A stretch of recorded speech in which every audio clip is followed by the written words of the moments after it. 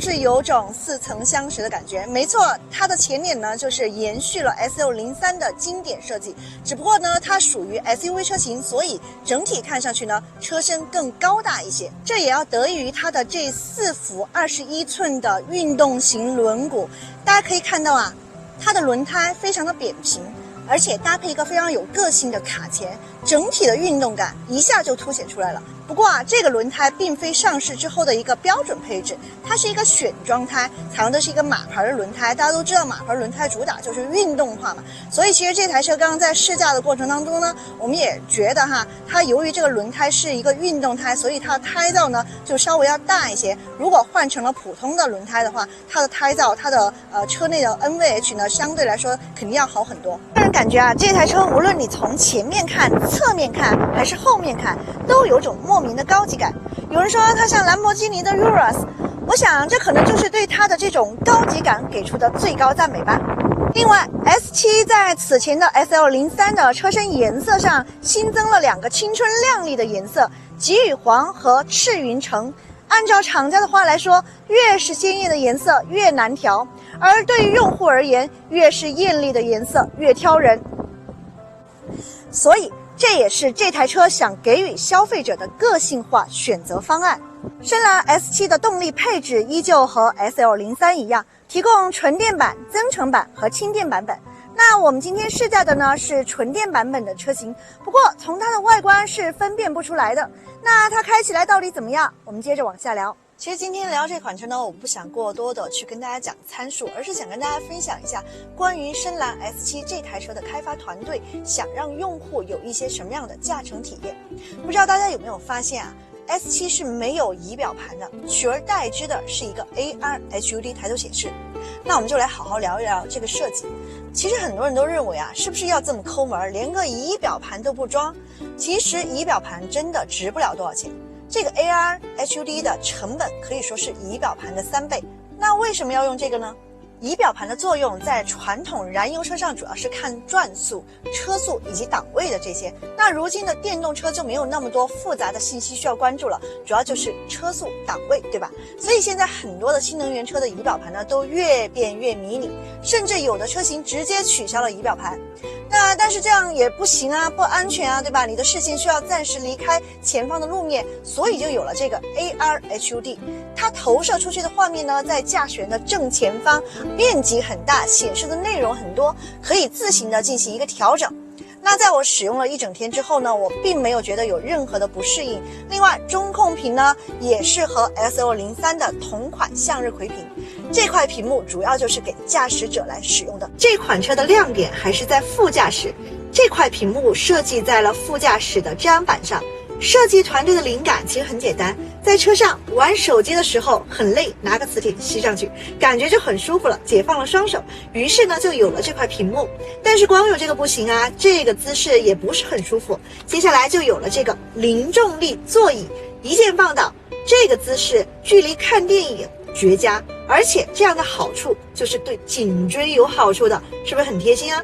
再配合这个头枕音响。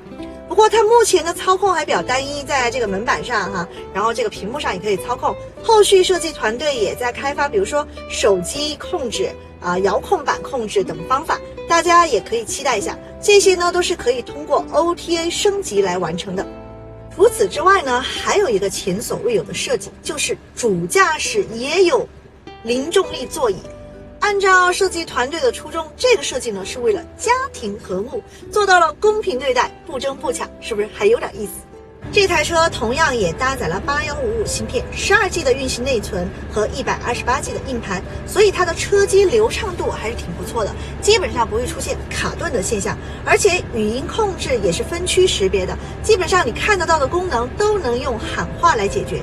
智能互联方面也有海量的娱乐游戏 APP， 停车等待时间够你玩一整天。当然，今天除了试驾，必须当一回乘客，体验一下它的后排。这台车的尺寸看上去不是很长，但是它的轴距却到了2.9米，所以它的后排显得格外的宽敞。翘二郎腿的目的是达到了。不过我注意到这台车只是前排有双层的隔音玻璃，那么后排的静谧性也许没那么好，所以待会儿让车开起来再来告诉你们后排的动态乘坐感受。对了，有个重要的部分差点忘了，这款车的内饰目前提供了2种颜色，一种呢就是我们现在看到这种黑色，另外一种呢就是类似于女生比较喜欢的爱马仕橙，还有呢后续也许会有白色呀、墨绿色呀这些当然可以期待一下了。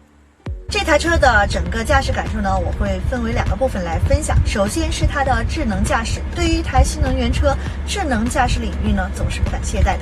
深蓝 S7 搭载了 L2 级智能驾驶辅助系统，它可以进行盲区监测、车道保